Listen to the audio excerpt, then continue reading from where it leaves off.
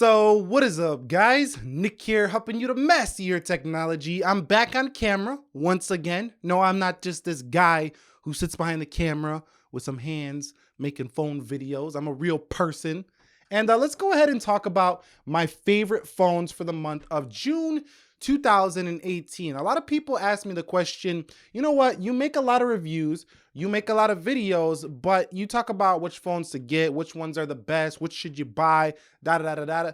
What is your favorite phone, Nick? And that is what my goal is here. Now, I keep multiple phones in use, so I don't just use one. I cannot be tethered to one operating system. I can't stand that because I like to be open-minded and see what every operating system has to offer. Now, when it comes to a desktop environment, that's a little bit different because I don't really want to move thousands of gigabytes of files each and every day. So I recently switched over to Mac OS for the video editing software, and I've been loving it. But let's get into those phones here for the month of June 2018. And another thing is, go ahead and share your favorite phones going into the summer, because believe it or not, the phones that you share down below trickle into sometimes long threads of discussions, and it helps other users decide if they want to get that phone as well. Okay, guys, so here we are. Here are the 4 phones that I use the most. I'm sure most of you can name them already without me even talking about them. And all of these phones are in my pocket, and I use all of them all of the time. These are my favorites here.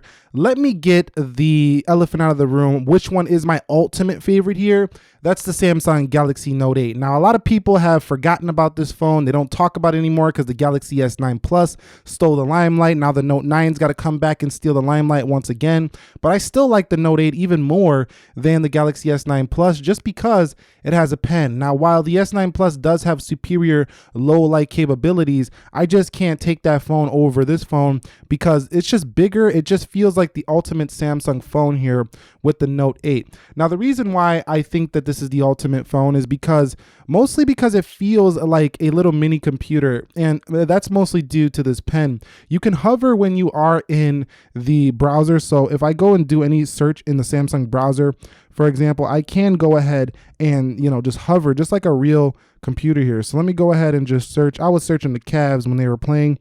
Let's go ahead and you could see if I do this, I could just hover down, and that makes it act like a little mouse when you're using the device. So having this tool makes it feel like a little mouse, and then you could go ahead and cut things out. You can, I don't know, just the way you navigate this phone, it just feels like a mini computer. It's really cool. And you could stick things into the USB-C and transfer files with this. You can put mouses in, and it's got the largest feel of any smartphone. So for me, the ultimate smartphone still is the Note series, even though it doesn't get as much attention as the other devices. It has pretty much everything. It has the beautiful large display. It has the wireless charging. It has fast charging.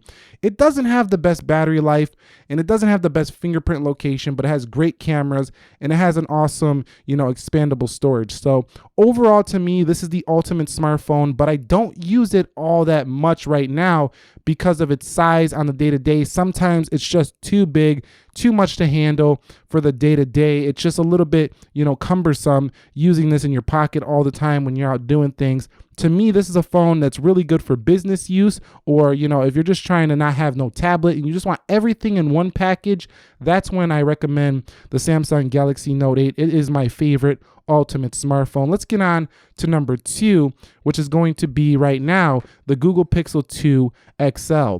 Now, the Google Pixel 2 XL is my second favorite phone right now because it's such a really clean, minimal software here in Android 8.0 Oreo.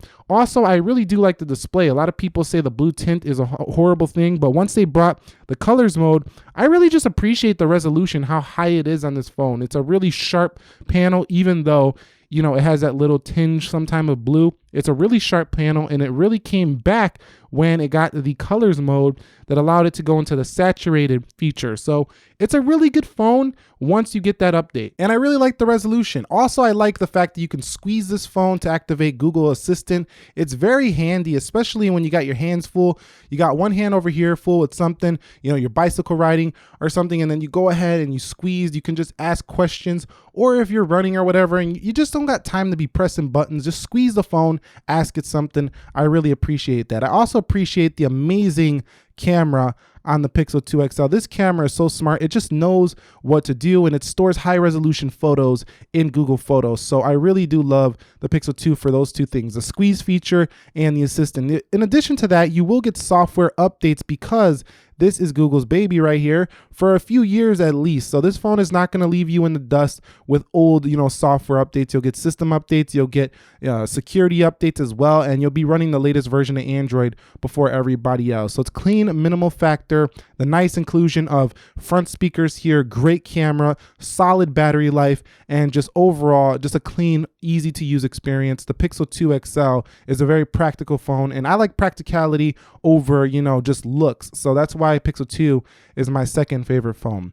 At number 3 is the iPhone 8 Plus.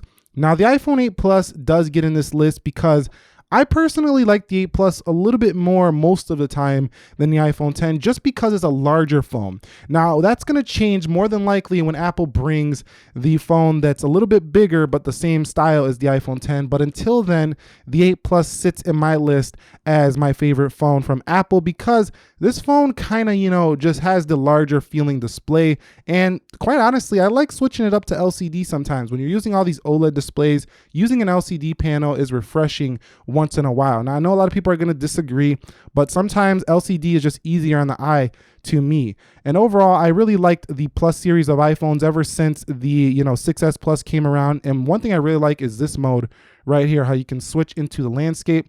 Now, the S9 Plus can do that as well, but the Note 8 can't. But I really do like that. It makes it feel like a little iPad mini. And the 8 Plus basically has the same great camera that comes on the iPhone 10, which is competitive with the Pixel, but it's not quite there, but it's still a pretty good natural looking camera. Touch ID remains, so it feels classic to use this phone. It's just very easy all around to use the 8 Plus. In addition to that, you get the product red edition color now, which is a nice, beautiful color. My favorite color combo, red and black. I really like that color combo. So really awesome phone here in the 8 Plus. Even though it has a thicker bezels, it's a really practical phone to use on the day-to-day, although it is pretty heavy. So, it doesn't get my use all the time because of that heaviness. And one thing else I want to mention about that 8 Plus is that battery life. The battery life on the 8 Plus is just phenomenal. No matter what you're doing, this phone will just easily last you all day, especially on the later updates to 11.4. It's gotten even better. And finally, let me talk about the Huawei P20 Pro, the underdog here, the one nobody's going to comment about. I see you guys. Anytime I talk about the P20 Pro, nobody cares.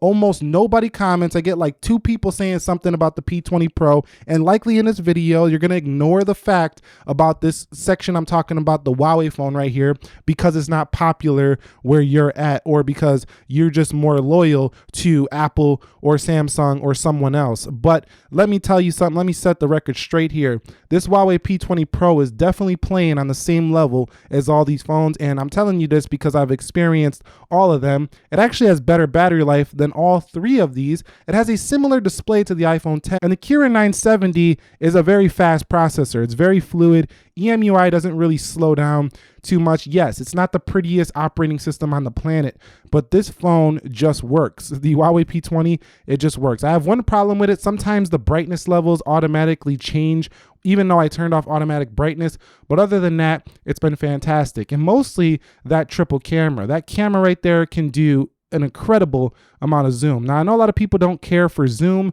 but when you have 5x zoom on a phone, you will start caring about zoom. And then you have the night mode on here, which makes this phone take incredible night photos, and you have monochrome sensor as well, dedicated solely just to taking those black and white photos. Now, this can be gimmicked to some. I would rather had a third wide angle camera. That would have been much better.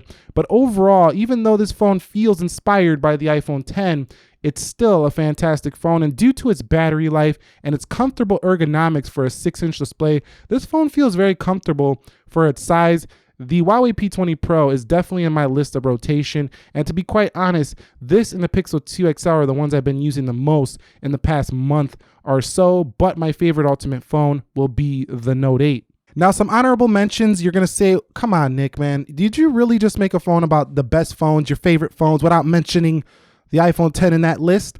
Or the GS9 Plus? Got a case on that one right now. And the fact of the matter is, yes, because personally, the iPhone 10, while it is an awesome device, I really like the iPhone 10. Like I said earlier, it's too small to be my main everyday phone. There's just times when I got to pinch and zoom in on things because the screen is too small. 5.8 is like the smaller screen in 2018. 6.0 inches and above is the larger device, is usually a 6.3. So personally, for what I do, I do those little Excel spreadsheets. I'm running a business on my phone. It's just a little too small for me, but it is a sexy, stylish phone. So if you're into style over practicality, you'll love the iPhone 10. Now for the S9 Plus, it doesn't qualify as being too small to be my favorite daily phone, but at the same time, it is the favorite for many because it does offer the all-in-one package, but if it doesn't have a pen. So for me, that's why the Samsung Note 8 is here over the Galaxy S9 Plus. That's basically the only reason. Also the fact that I like the more flat feeling display of the Note 8. It just feels easier on the eye to me than the curved display. It's also easier to put screen protectors on. So to me, I like that more square feel, the more flat display over this curved display. Again, practicality over style. So that's it. Those are my favorite smartphones for the month of June 2018. Now don't be discouraged if you've seen this video and you didn't see your favorite phone in there. That's why I said go ahead and comment yours down below. And if there's any reviews that I haven't done on certain phones, make sure that you ask the question, because while I can't get to all of them, I will take into account everything that you are saying and try to bring as many as possible. If you found this video helpful, enjoyable, entertaining, informing, any sort of way, go ahead and click the like button for me. If you didn't like it, thumbs down, that's fine too. Subscribe for more if you haven't already. We got plenty of contents coming your way this summer. Nick helping you to master your technology. Be sure to be well. I will catch you all in the next episode, and peace.